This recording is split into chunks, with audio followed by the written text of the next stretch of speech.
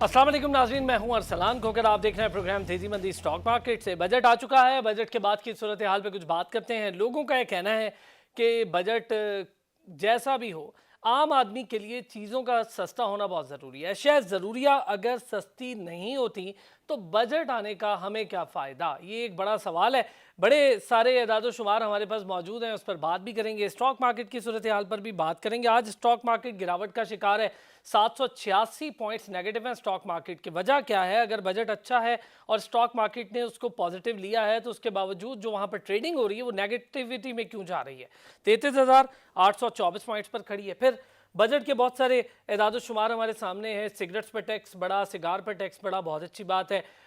Taxes के numbers नहीं बढ़े, लेकिन चंद जगहों पर टैक्सेस की शरह को बढ़ा दिया गया।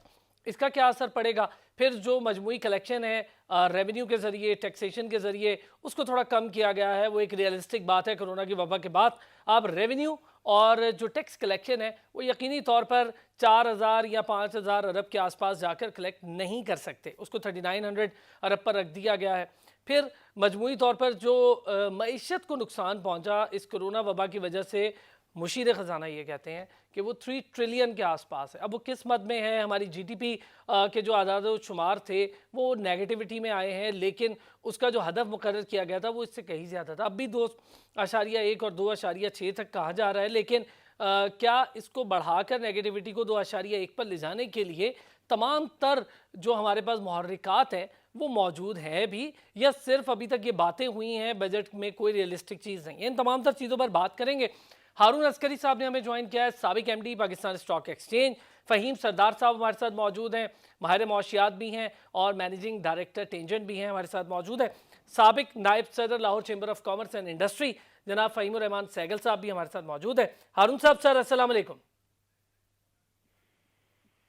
हारून साहब जी सर, बजट आया, हमने देखा कि जुमे के रोज़ भी मार्केट में गिरावट थी को 400 पॉइंट्स के आसपास, और आज तो 786 पॉइंट नेगेटिविटी है। सर, अगर बजट पॉजिटिव है और मार्केट उसको बहुत अच्छा ले रही है तो फिर गिरावट किस वजह से है सर? देखिए, बजट से कम इन्वेस्टर्स को ये पता चल गया कि पाकिस्तान की माशी हालत जो है वो बड़ी मखदूश है।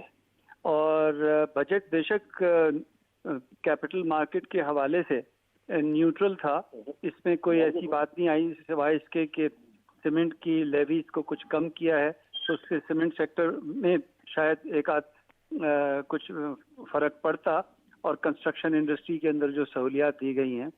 लेकिन बुनियादी तौर पर पाकिस्तान की ओवरऑल मईशत का जो हजम है वो कम होता हुआ नज़र आता है। और आइंदा आने वाले साल में भी इस बात की तवक्कुआत और खतरात मौजूद हैं कि एक साल बाद भी पाकिस्तान की इकॉनमी जो है वो ग्रो नहीं कर पाएगी, बल्कि हो सकता है कि कॉन्ट्रैक्ट हो। और दूसरी बात ये कि बजट से ये बात तमाम लोगों को सामने आ गई है कि पाकिस्तान के पास फिस्कल स्पेस नहीं है। और इस दफ़ा के ऊपर आप देखिए, जैसे कि बजट की गुफ्तगू में भी ये बात सामने आई थी कि पाकिस्तान में यानी कि अगर आप डेट सर्विसिंग 64% और 63% ऑफ द टोटल रेवेन्यू, तो जब डेट सर्विस और एनएफसी के बाद आपके पास कुछ पैसा ही नहीं बचेगा तो गवर्नमेंट के खुद के एक्सपेंसेस और डिफेंस के एक्सपेंसेस और उस तमाम चीज़ों के लिए आपको बोरो करना पड़ेगा। एक ऐसा मुल्क जो कि ऑलरेडी डेट के बर्डन में मौजूद है, उसको अपने रोज़मर्रा के खर्चे चलाने के लिए और पुराने डेट को वापस करने के लिए और डेट लेना लाजमी होगा। और अगर इस दफ़ा डेट लेना लाजमी हुआ और हमें कमर्शियल डेट लेना पड़ा मजबूरन, तो सूरत हाल जो है वो और भी जो है वो टफ नज़र आती है। इस चीज़ की रियलाइजेशन इस बजट में हुई। और फिर बजट के बारे में जो कमेंट्स तमाम इकोनॉमिस्ट ने दिए हैं, ख़ासतौर से जिस पर आपने भी प्रीएम्बल में कहा कि जो रेवेन्यू टारगेट हैं वो पूरे होते हुए नज़र नहीं आते। और फिर अच्छा, मैं चाहूंगा सर एक चीज और भी है, जरा छोटी सी एक चीज है कि पंजाब असेंबली में भी इस वक्त बजट पेश हो रहा है, जरा वो भी सुन लेते हैं, फिर आपसे उस पर भी थोड़ी सी बात करूंगा।